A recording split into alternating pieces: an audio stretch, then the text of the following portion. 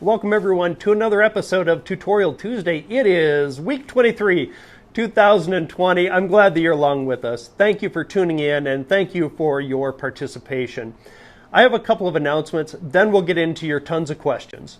Announcement one is a thank you. It's a big thank you out to Canon Explorer of Light, Bruce Dorn. Bruce, thanks for having me down. Thanks for letting me tag along and help with that workshop that you put on in concert with Tempe Camera. We went out, we did a vintage Warbird shoot out at the Prescott Airport down in Arizona. Tons of people showed up for both sessions and it was absolutely amazing. Just great to be out shooting with everybody again. So take a look at Bruce's page for those images.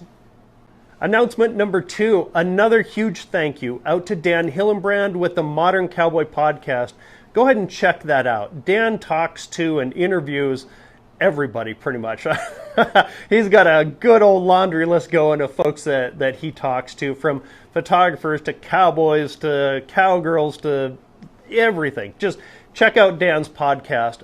I want to say thank you, just a personal thank you out to Dan for pulling together the team roping that I had the opportunity to introduce Cliff to this weekend. Thank you out to Aaron, to Kobe, to Lacey, to Jeremiah, to Brooklyn. Who am I missing? I don't know.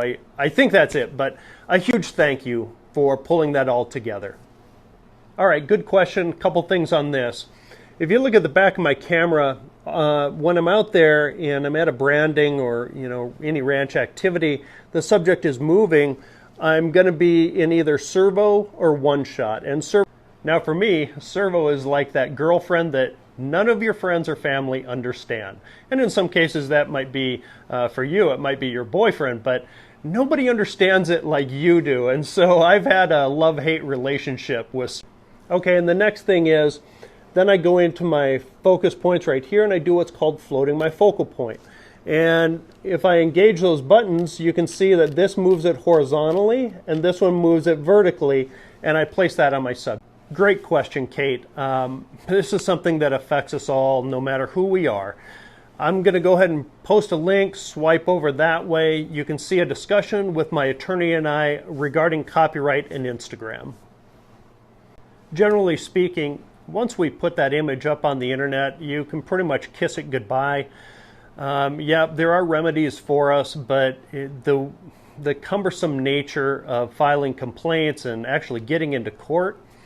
Once you do post an image, then you do have certain paths that you can take to protect your image after somebody has violated your copyright, from filing complaints with Facebook or Instagram or an offending website to, of course, the ultimate protection for you as a photographer is by filing your copyright or filing your images with the Copyright Office and receiving that certificate back, because that gives you the keys to the court. You're welcome anytime. It's going to be a short time watching me rope, because I don't rope at all. But just because you got a rope in your hand doesn't mean you're a roper, and just because you got a camera in your hand doesn't make you a photographer either. The way I deal with harsh light at brandings or harsh light in any environment is by exposing for the highlights. And what that means is I expose for the brightest parts of the scene and really try and narrow that scene down to the subject.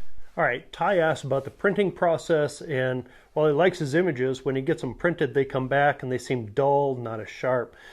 I have a couple thoughts about this, and it really has to do with the setup from beginning in making the image to actually the end when we get that finished product done. And for me, that starts out by making sure that my camera is in the right color space for me, which is sRGB, and then I'm also editing in sRGB color as well. And hopefully the printer that you use, whether that's a high-end lab or Walmart or Costco, they're using a similar printing profile, and you can download those to make sure you get the right colors in your images. And the final thing here is making sure that autocorrect or color correct is turned off when you go to get the print made. Instead of sanitizing every hour on the hour, what I like to do is blow dry my beard and get the wind through it. There's something uniquely masculine about your beard blowing in the wind.